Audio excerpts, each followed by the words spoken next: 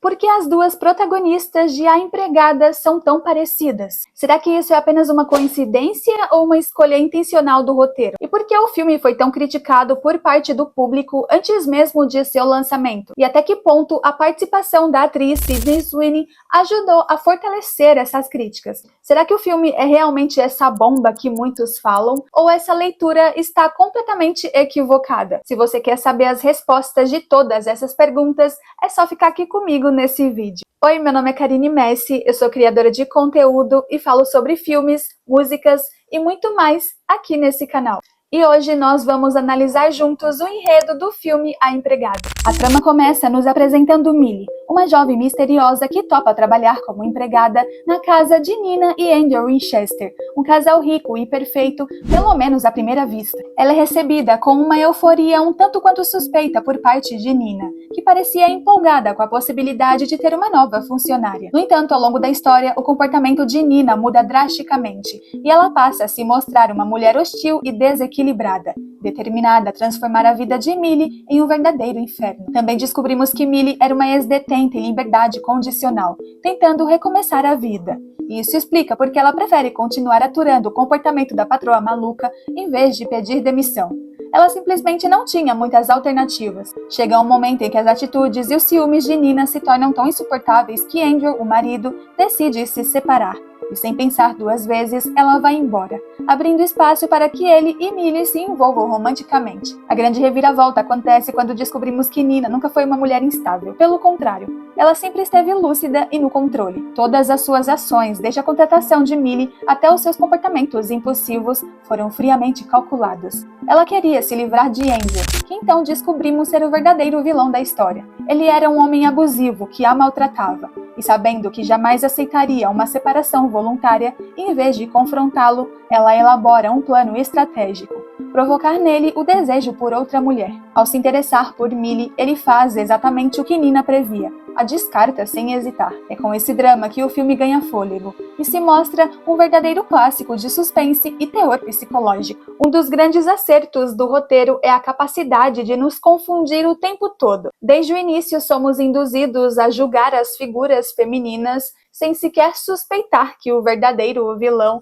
era na verdade o homem. E essa manipulação começa logo na capa de divulgação. Na imagem, as atrizes Amanda Seyfried e Sydney Sweeney, que são bem parecidas, aliás, são mostradas com os rostos quase fundidos, como se fosse um espelho uma da outra. Isso passa muito a ideia de que são duas faces, personalidades da mesma pessoa, dando aquela sensação de que uma é a boazinha e a outra é a grande vilã. Então a gente fica praticamente o filme inteiro tentando decifrar qual das duas era a louca da história. Assistindo o filme, é impossível não reparar que a Millie e a Nina são bem parecidas, até a gente perceber que isso é só mais uma sacada intencional do roteiro. O Andrew tinha um gosto específico por mulheres, geralmente loiras, de olhos claros e magras. Ele inclusive tinha um toque com a raiz do cabelo delas que não podia estar escura, e esse detalhe revela o quanto ele era obcecado por esse perfil, então nada podia estar fora do lugar. E é aí que tudo começa a fazer sentido. Para que Andrew perdesse o interesse nela, Nina precisava oferecer a ele uma nova versão de si mesma,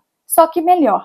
É por isso que ela contrata justamente a Millie. Além das duas serem muito parecidas, ela era mais jovem, mais disposta, menos reclamona e principalmente tinha plenas condições de gerar um filho, que era o grande sonho dele, algo que Nina aparentemente não estava conseguindo corresponder. E mais tarde a gente descobre que ela nunca quis engravidar dele e que havia feito procedimentos cirúrgicos, pois planejava sair daquele casamento o quanto antes e sem nenhum vínculo. A Empregada foi um filme que gerou bastante desconfiança por parte do público antes mesmo do seu lançamento, e até o próprio título virou alvo de críticas. A justificativa era que, à primeira vista, ele sugeria algo superficial, que caía numa ideia de banalização da figura feminina. Era como se tudo conspirasse para a gente acreditar que o enredo seria apenas mais um drama com apelação sexual. O enredo do homem casado que se envolve com a empregada gostosa. A escolha da Sydney Sweeney para interpretar a Millie, inclusive, ajudou a fortalecer essa interpretação. Apesar de ser muito talentosa e uma das grandes revelações de Hollywood, ela também tem sido pivô de várias polêmicas, principalmente em assuntos que envolvem a sexualização de seu corpo. Hoje a Sidney é considerada uma espécie de sex symbol, com fãs chegando a nomeá-la como a nova Marilyn Monroe. É interessante pontuar que aparentemente ela aprecia e defende esse status, tanto que em suas redes sociais há muitas postagens com cunho extremamente sexuais. Então a escolha do título e da Sidney fez com que muita gente, principalmente aquelas que não conhecem a série de livros e o enredo, caíssem nessa interpretação equivocada sobre o filme. Sim, equivocada. Isso porque, surpreendentemente, a empregada se revela como um roteiro que não tem a intenção de desvalorizar as mulheres, mas sim exaltar. Praticamente a sua mensagem geral fala como mulheres são capazes de agir com racionalidade, mesmo sob uma pressão psicológica extrema. São figuras capazes de arquitetar um plano minucioso para se livrar de um predador cruel. Exatamente como Nina faz ao perceber que escapar de Angel não seria tão simples. E é justamente ela quem está no centro dessa reflexão.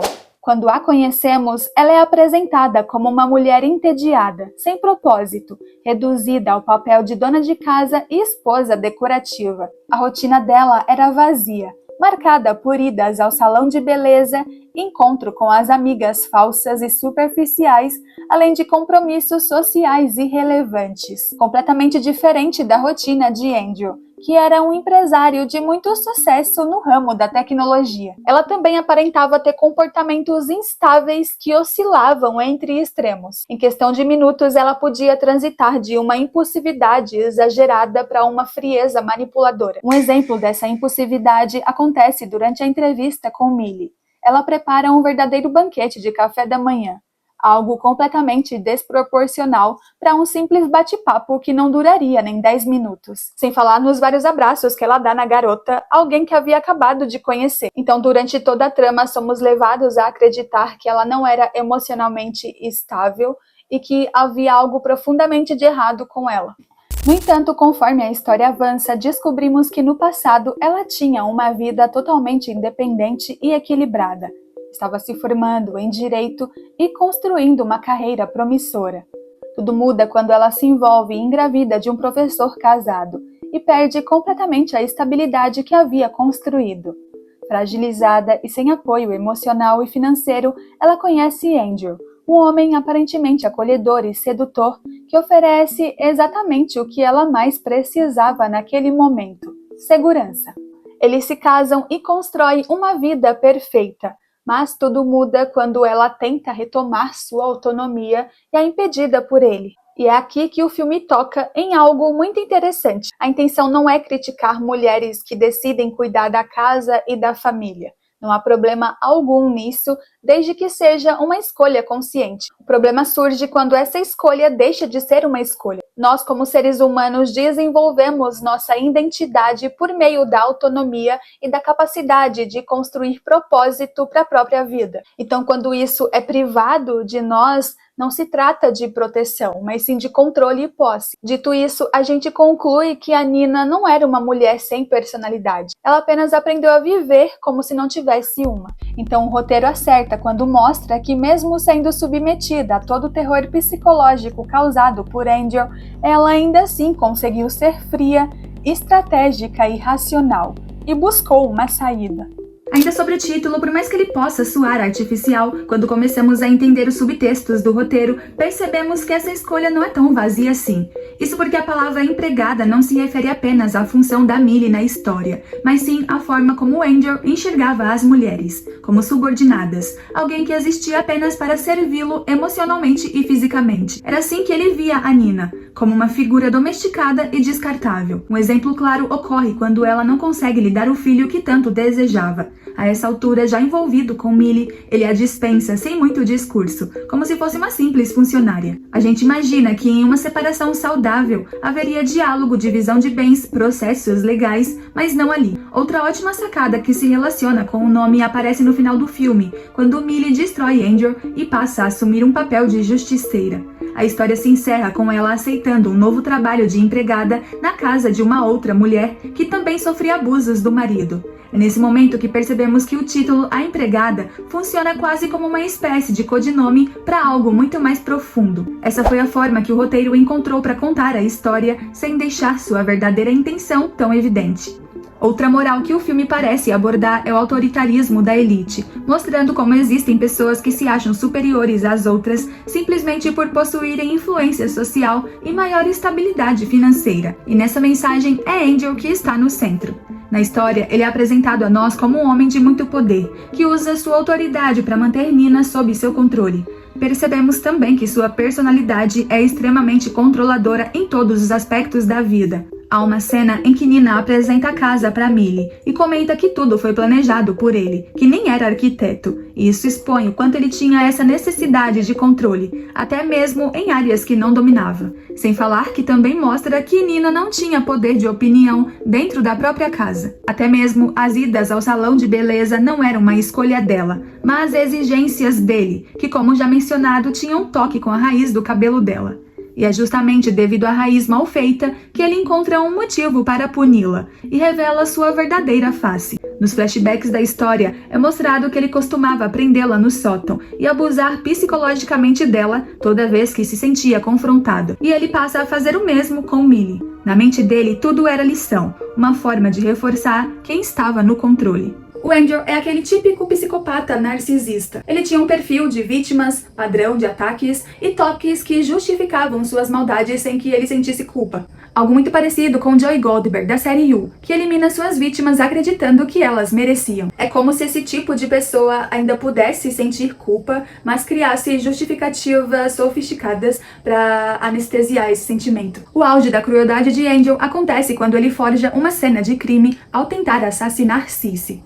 Nina é acusada injustamente e internada em uma clínica psiquiátrica. É nesse momento que ele revela o seu verdadeiro poder e reforça quem estava no controle. Como se dissesse, sem precisar falar, que ele tinha um nome, status e que a sociedade escolheria acreditar sempre no lado mais forte. É a partir daí que ele passa a abusar de Nina com frequência, transformando o sótão, que simboliza esse autoritarismo, no castigo diário dela. E se depois de tudo que a Nina passou, eu disser pra vocês que ela também usa o sótão como demonstração de autoritarismo? Espera, então quer dizer que ela não aprendeu nada com o sofrimento causado pelo Angel e passou a replicar as atitudes dele? Calma que vocês vão entender. Ainda nas primeiras cenas, Nina apresenta a casa pra Millie e mostra onde ela dormiria caso fosse contratada. No sótão. Por uma casa tão grande, é estranho imaginar que ela não cederia pelo menos um quarto decente para funcionário. É quase como se ela quisesse dizer que, mesmo estando inserida naquele ambiente, a Millie não podia esquecer o seu lugar, literalmente no sótão e socialmente abaixo deles.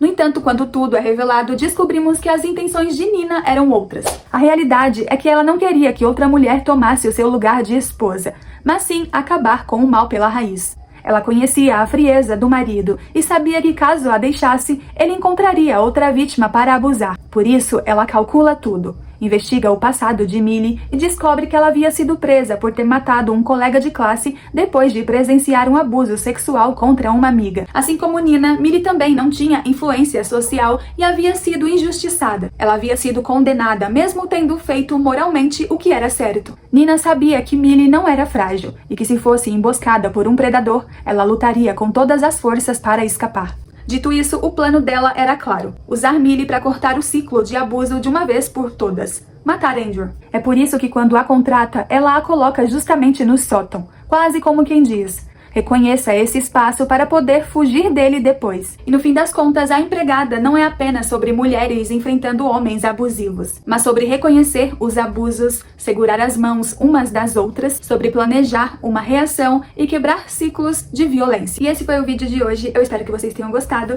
Se inscrevam no canal para acompanhar mais conteúdos como esse, deixem o seu like para apoiar o meu trabalho, compartilhem se vocês acharam interessante. Muito obrigada a quem chegou até aqui, beijos e até o próximo vídeo.